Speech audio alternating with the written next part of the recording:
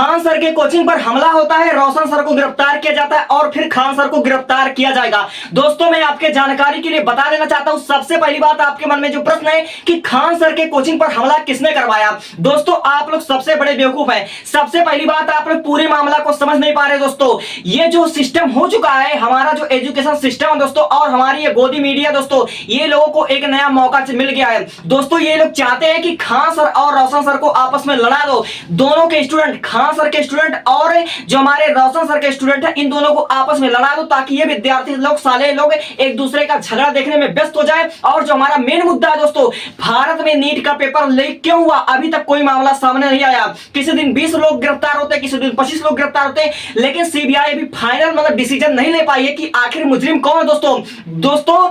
भारत में जो शिक्षा को लेकर मुद्दा है दोस्तों, जो हमारे स्टूडेंट का सवाल है कि नीट का पेपर लीक क्यों हुआ, सीबीएसई बोर्ड वालों के साथ अन्याय क्यों हुआ, एसएससी सीरियल का पेपर लीक क्यों हुआ। भारत की जितनी भी गोदिया मीडिया दोस्तों, ये एजुकेशन पर सवाल नहीं उठा रही दोस्तों। और अंजना जी को एक नया मौका मिल गया दोस्तों। हमारे सरकार की जो शिक्षा नीति है, यही तो चाहती है दोस्तों कि सारे स्टूडेंट आपस में लड़े।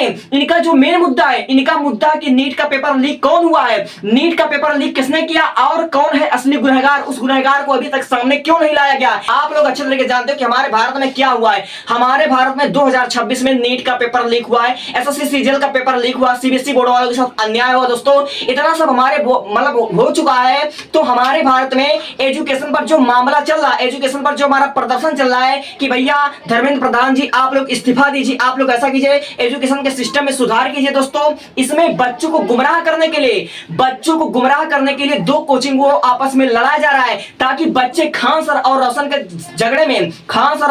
झगड़े में आपस में उलझे रहे और दोनों लोग मिलकर के दोस्तों एजुकेशन के मामले को साइड में करना चाहते हैं। और अंजना जी ने सेम यही काम किया है। अंजना जी को भी पता हुआ है कि यह मौका अच्छा है, खान सर के स्टूडेंट और रोशन सर के स्टूडेंट आपस में लड़ रहे हैं। तब हमारा जो मेन मुद्दा है, हमको सवाल करना चाहिए एजुकेशन सिस्टम पर कि कैसे हम एजुकेशन सिस्टम पर काम करें, एजुकेशन को बेहतर बनाएं। जो नीट का पेपर लीक हुआ, इनके असली गुनहगार को हम पकड़े दोस्तों। अभी तक नीट का पेपर लीक क्यों हुआ है, पूरा मामला सामने नहीं आया दोस्तों। 20 लोग गिरफ्तार हुए, 25 लोग गिरफ्तार हुए, लेकिन अभी तक ये सीबीआई अभी तक जांच नहीं कर पाई कि आखिर असली मुजरिम कौन है, असली कातिल कौन है दोस्तों। असली कातिल कौन है दोस्तों, ये बच्चों को गुमराह किया जा रहा है। इसमें सरकार चाहती है, इसमें जो सरकारी जितने भी एजुकेशन सिस्टम पर तैनात है, जितने भी एजुकेशन सिस्टम पर काम करने वाले मंत्री हैं, ये सब चाहते हैं कि विद्यार्थी सारे लोग आपस में कट करके, जल करके, लड़ करके मरे।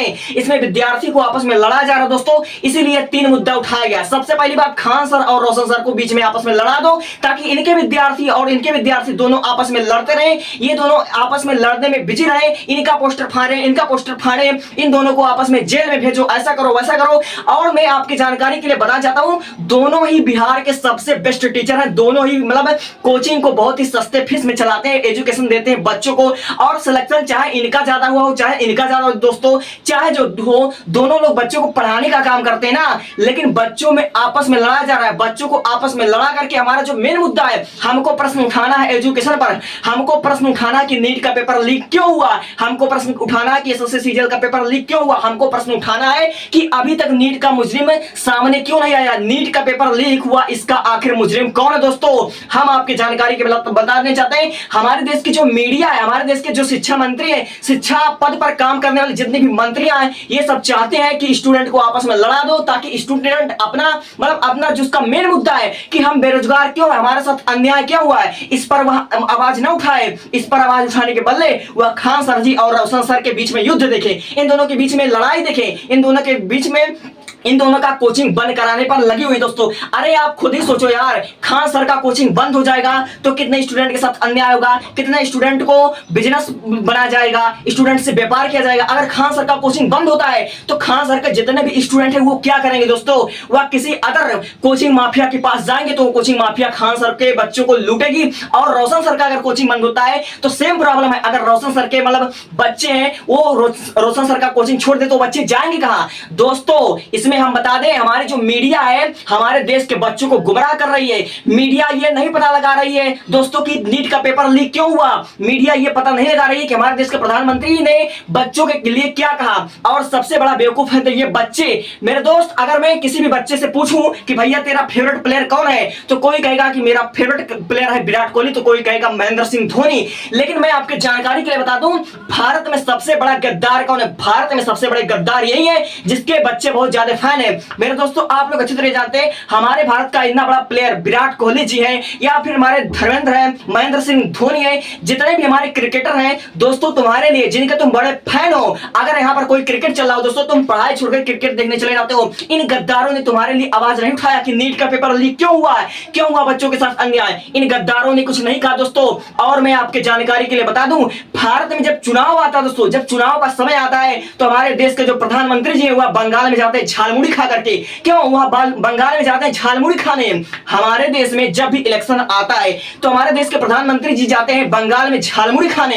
क्यों जाते हैं? ताकि उनको वोट मिले, अपना वोट बटोरने के लिए, वोट कलेक्ट करने के लिए, बंगाल वासियों का समझ दिल जीतने के लिए जाते हैं वहां पर झालमुड़ी खाने। लेकिन जब बच्चों के साथ अन्याय होता है, जितने भी भारत के बच्चे जितने कॉम्पिटिटिव एग्जाम की तैयारी कर रहे हैं, जितने नीट की तैयारी कर रहे हैं, जितने एसएससी सीजीएल की तैयारी कर रहे हैं, इन सभी विद्यार्थियों का जो एज है वह 17 साल से लेकर 27 साल के है। और मैं आपके जानकारी के लिए बता दूं, यही वो भारत के भविष्य है जो फ्यूचर में जाकर मतलब बेहतर करेंगे, और यही वो भविष्य है, यही वो युवा है जो जाकर के हमारी सरकार को वोट देंगे।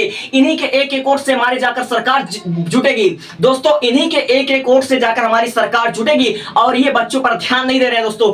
आप लोगों ने अभी तक क्या कोई न्यूज देखा कि नीट का पेपर लीक क्यों हुआ, एसएससी सीजीएल का पेपर लीक क्यों हुआ, सीबीएसई बोर्ड वालों के साथ अन्याय क्यों हुआ? इस पर कोई कड़ा कार्रवाई, कोई सख्त नियम हमारे भारत के प्रधानमंत्री जी ने दिया? हमारे भारत के प्रधानमंत्री जी बस इतना कह रहे हैं कि कार्रवाई चल रहा है, इस मामले की सुनवाई हम करेंगे, लेकिन अभी तक फाइनल हमारा मतलब डिसीजन नहीं हुआ। अभी तक हमको यह नहीं पता चला कि नीट का पेपर आखिर लीक कौन हुआ, कौन है असली मुजरिम। 20 मुजरिम पकड़े गए लेकिन कोई भी असली मुजरिम नहीं है दोस्तों, बस केवल भगा जा रहा बच्चों को।